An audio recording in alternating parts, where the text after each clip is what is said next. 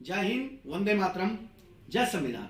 सभी देशवासियों को हमारे पवित्र पावन त्योहार होली की बहुत बहुत मंगलमय शुभकामनाएं। भारत के अलावा विश्व में फैले हुए वो असंख्य लोग वो जो होली की पावनता को समझते हैं और बुराई पे सच्चाई की जीत को समझते हैं, उन सभी को बहुत बहुत पावन मंगलमय शुभकामनाएं होली की। दोस्तों, होली आ रही है, हम एक दूसरे के प्रति नम्रता से, सद्भावना से गले मिलते हैं, एक दूसरे को दुख दर्द को समझते हैं और कोशिश करते हैं कि हम इनकी कुछ ना कुछ मदद कर पाए।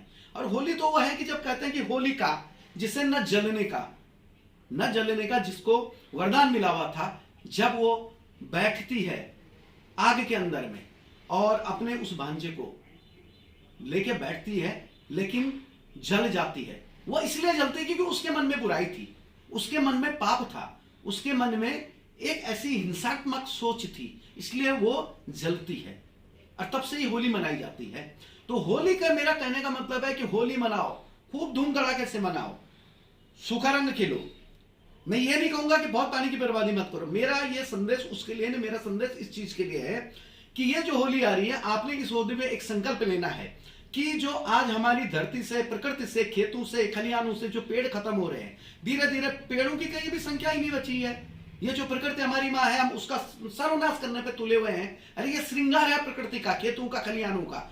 हमें अपने आसपास का कचरा जलाने की जरूरत है, हमें अपने अंदर की कुरीतियों को जलाने की जरूरत है। जो भी हमारे अंदर कुरीतियां फैली हुई हैं, जो हम अपने अंदर में बुराइयां हैं, हमारे अड़ोस पड़ोस में जो कचरा जमा होता है, उन सबको एकत्र करें, इन बुराइयों को एकत्र करें और संकल्प लें कि हम उस प्रकार की होली जलाएं। हमें होली पेड़ों को काट के नहीं, खेत खलिहानों में जाकर जो हमें ऑक्सीजन देते हैं उनको तोड़कर लाके होली जलाने की जरूरत नहीं है।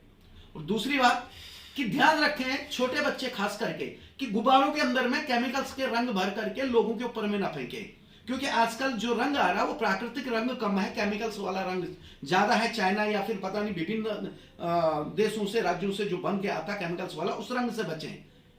गुलाल की होली खेलें, फूल की पंखुड़ियों की होली खेलें।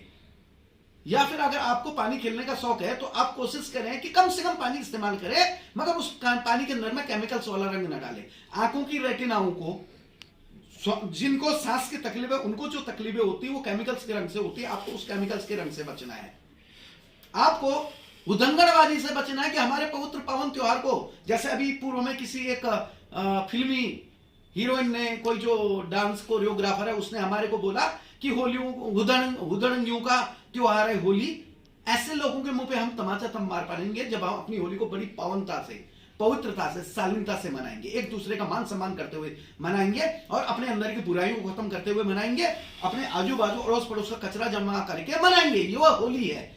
होली किसी की बुराई करने की चीज नहीं है। और अभी फिर से आप लोगों को यही कहूंगा कि गर्मी का मौसम शुरू हो गया है। हम लोग पानी बचाने का भी संकल्प लें, क्योंकि आने वाले समय में पानी की बहुत ज्यादा महामारी होगी।